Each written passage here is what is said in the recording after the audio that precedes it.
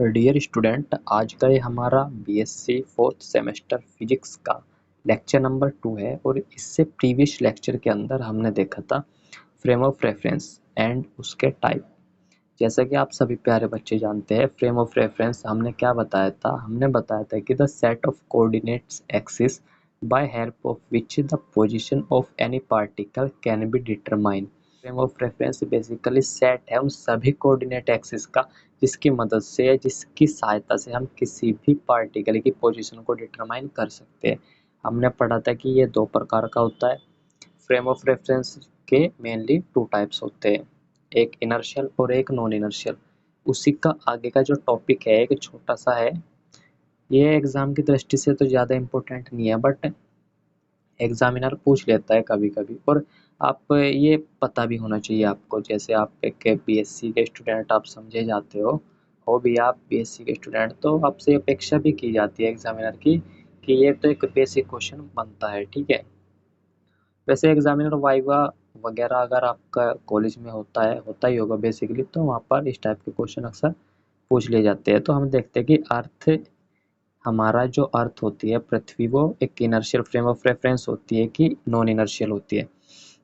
सो इस वीडियो के अंदर हम इसी टॉपिक को देखने वाले हैं और समझेंगे, डिटेल में समझेंगे कि ये भाई नॉन इनर्शियल होती है कि इनर्शियल होती है, तो इनर्शियल क्यों होती है और नॉन इनर्शियल क्यों होती है। तो चलिए यार, आज की इस वीडियो को हम स्टार्ट करते हैं। देखिए यार, जैसे कि आप सभी प्यारे बच्चे जानते हैं कि जो हमारी अर्थ है वो किसके चारों ओर चक्कर लगाती है।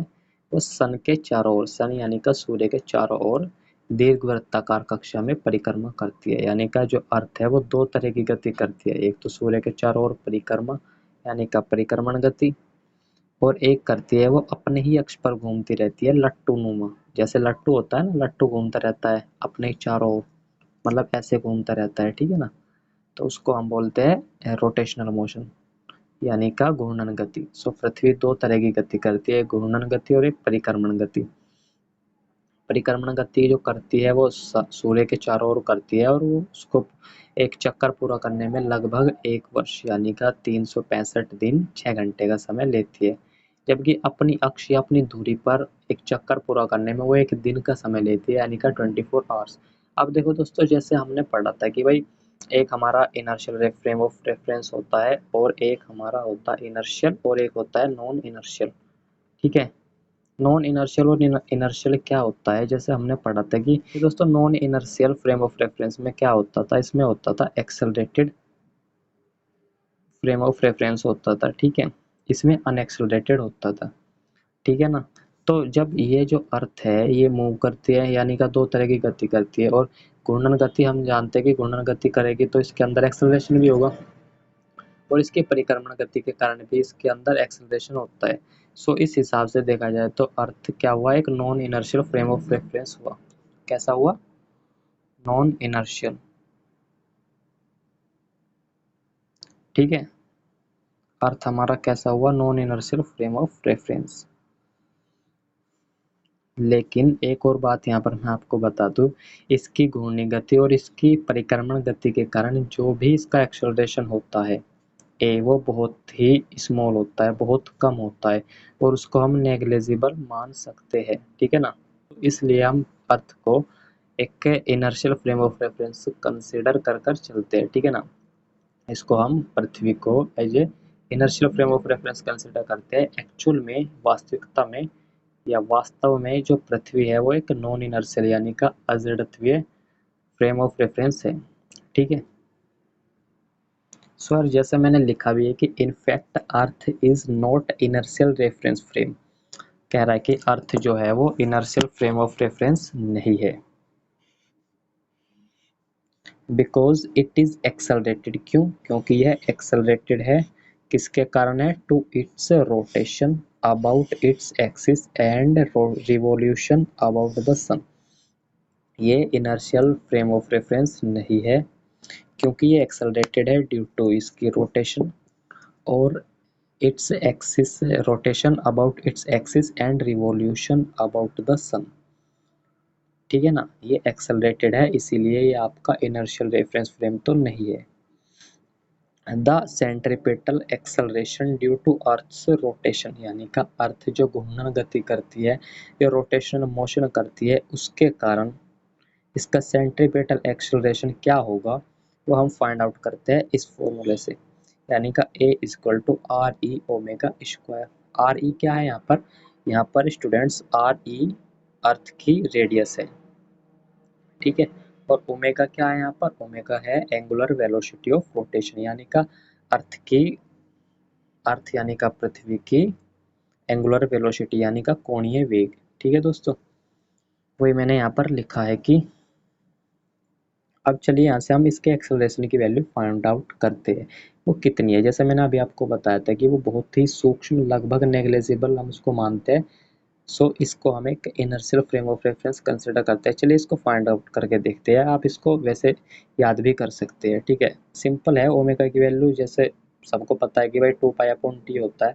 2π तो 2π रहेगा, और टी यानी का आवर्तकाल यानी कि उसका टाइम पीरियड। किसका टाइम पीरियड है, रोटेशन का टाइम पीरियड। किसके रोटेशन का, अर्थ द्वारा रोटेशन, यानी का अर्थ का जो रोटेशन है कितने टाइम में वो करती है एक रोटेशन कंप्लीट, यानी का एक चक्कर लगभग 24 घंटे में।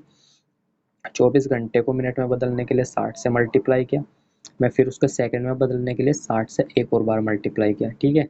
तो ओमेगा इक्वल टू हमारे पास यहाँ से जब आप कैलकुलेशन करोगे then you will get 7.25 into 10⁻⁻5 radian प्रति सेकेंड, ठीक है।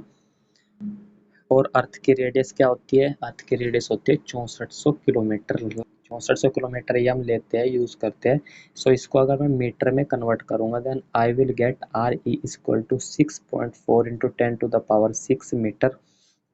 सो यहाँ से ए की वैल्यू आ जाएगी 7.25 इंटू 10⁻5 का स्क्वायर, यानी का omega square, and R E की वैल्यू रखूँगा then I will get A is equal to 0.033 metre पर सेकेंड स्क्वायर, ठीक है। यानी का मैंने एक्सेलरेशन तो निकाल लिया ड्यू टू अर्थ रोटेशन, यानी का अर्थ का जो रोटेशन है उसके कारण एक्सेलरेशन ये होगा। अब मैं फाइंड आउट करूँगा एक्सेलरेशन ड्यू टू रिवॉल्यूशन, ठीक है।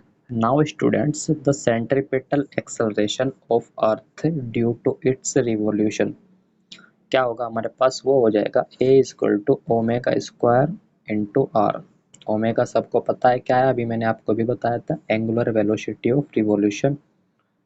और आर यहाँ पर क्या होगी, अभी जो हमने पढ़ा उसके अंदर आर ही लिया था, यानी का रेडियस ऑफ आर, वो हमने घूर्णन गति की बात, sorry radius of earth R E, हम घूर्णन गति की बात कर रहे थे, यानी का रोटेशनल मोशन। अब हम रिवॉल्यूशन मोशन की बात करेंगे।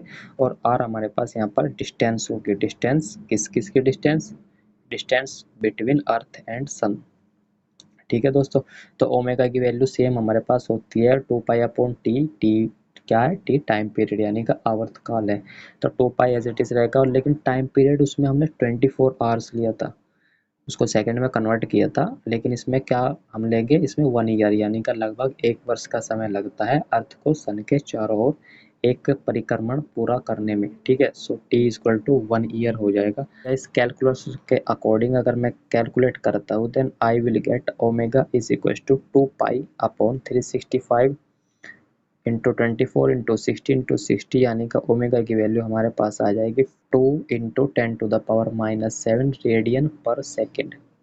और आर क्या है, आर है डिस्टेंस बिटवीन अर्थ एंड सन, यानी का सूर्य और पृथ्वी के बीच की औसतन दूरी कितनी होती है, वो लगभग 1.5 × 10⁻11 मीटर हमारे पास होती है। सो इसकी वैल्यू अगर मैं इस फॉर्मूले में रखता हूँ इस वाले में then I get A is equal to 0.006 metre पर सेकेंड स्क्वायर। तो यहाँ से एक्सेलरेशन हमने निकाल लिया, acceleration due to earth revolution and acceleration due to rotation अभी हमने निकाला था। देन हम यहाँ पर क्लियरली देख सकते हैं कि जो एक्सेलरेशन है वो बहुत ही स्मॉल है। सो हम कह सकते हैं कि ये जो एक्सेलरेशन है ये नेग्लिजिबल है, यानी का नगण्य है, लगभग ना के बराबर है। सो वही मैंने यहाँ पर लिखा है कि the above two accelerations are too small sense negligible, ठीक है। Then hence earth can be taken as an inertial frame of reference, यानी का अर्थ को एक इनर्शियल फ्रेम ऑफ रेफरेंस के रूप में माना जाता है लगभग, ठीक है ना। Earth can be taken as inertial frame of reference, जबकि वास्तव में ये एक non inertial frame of reference होता है। ठीक है ना। तो आई होप आपको एक क्वेश्चन क्लियर होगा। एंड मैंने यार लगभग आसान से आसान शब्दों में आपको समझाने की कोशिश किया हूँ। सो ये इस लेक्चर को हम यहीं तक रखते हैं, मिलेंगे नेक्स्ट वीडियो में नेक्स्ट टॉपिक के साथ। ठीक है।